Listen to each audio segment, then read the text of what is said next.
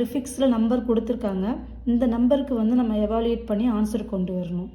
Okay, இதில் நம்ம என்ன பண்ணணும்னா ஃபஸ்ட்டு இந்த ப்ரிஃபிக்ஸ் எக்ஸ்ப்ரெஷன் வந்துட்டாலே ரைட் டு லெஃப்ட் தான் நம்ம எவாலுவேட் பண்ணணும்.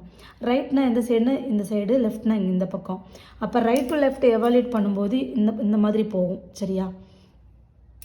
ஓகே, ஃபஸ்ட்டு வந்து என்ன பண்ண போய் இந்த அப் ஆரோ வந்து இன்னொரு மீனிங் என்ன சொல்லுவோம் அப்படின்னா கேப் சிம்பிள்னு சொல்லுவோம்.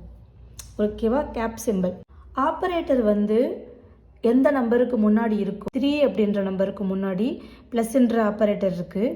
இது வந்து இந்த நம்பருக்கு பின்னாடி வந்து ஆட் பண்ணிக்கணும். அப்போ 3 + 3 மாறிடும் நமக்கு. புரியுதா? ஈஸியான வழியில் சொல்கிறேன்.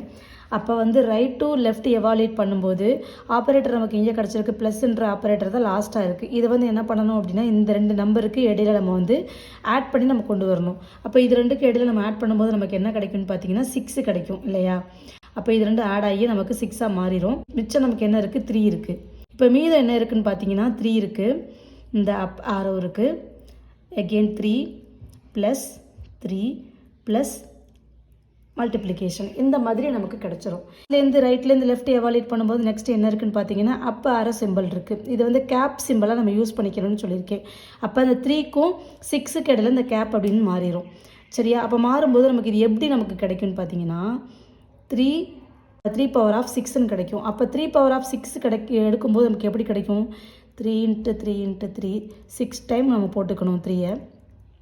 இது நம்ம வந்து மல்டிப்ளை பண்ணும்போது நமக்கு என்ன ஆன்சர் கிடைக்கும்னு பார்த்தீங்க அப்படின்னா 7 to 9 கிடைக்கும். அப்போ இது 2ம் அடியாயிரும். இந்த கேப் சிம்பிளும் அடியாயிரும். அப்போ என்ன கிடைக்கும்? 7 to 9 கிடைக்கும். எகெயின் நமக்கு 3 இருக்குது.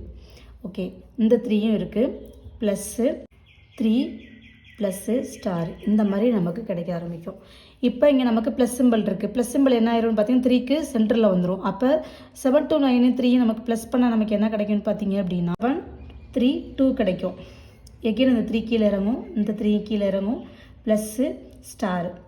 ஓகே, இப்போ நமக்கு என்ன ஆகும்னு பார்த்தீங்கன்னா இந்த 3க்கும் 7 3 2 இருக்கு இல்லையா? ப்ளஸ்ன்ற சிம்பிள் 3க்கு சென்டர் பொசிஷனில் வந்து இது 2யும் ஆட் பண்ணிடும்.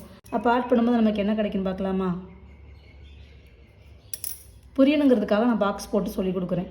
7 3 5 நமக்கு கிடைக்கும். இந்த 3 கீழே இறங்கும், ஸ்டார் கீழே இறங்கும்.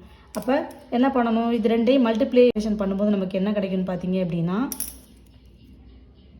2205 அப்படின்னு சொல்லிட்டு நம்ம ஆன்சர் கிடைக்கும். இதுதான் என்னென்னு பார்த்தீங்கன்னா ஆன்சர். ஸோ ரொம்ப ஈஸியான ஸ்டெப்பு. இது வந்து யூஜிசி நெட்டிலே கேட்டிருக்காங்க.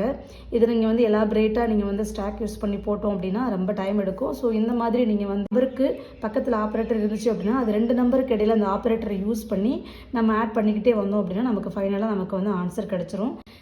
இதுதான் ரொம்ப ஈஸியான வழி ஆன்சர் கொண்டு வரதுக்கு. உங்களுக்கு இந்த கான்செப்ட் புரிஞ்சிருக்குன்னு நினைக்கிறேன். இன்கேஸ் உங்களுக்கு இதில் டவுட் இருந்தது அப்படின்னா கமெண்ட் பண்ணுங்கள். பிடிச்சிருந்தது அப்படின்னா லைக் பண்ணுங்கள், ஷேர் பண்ணுங்கள், சப்ஸ்கிரைப் பண்ணுங்கள். தேங்க்யூ.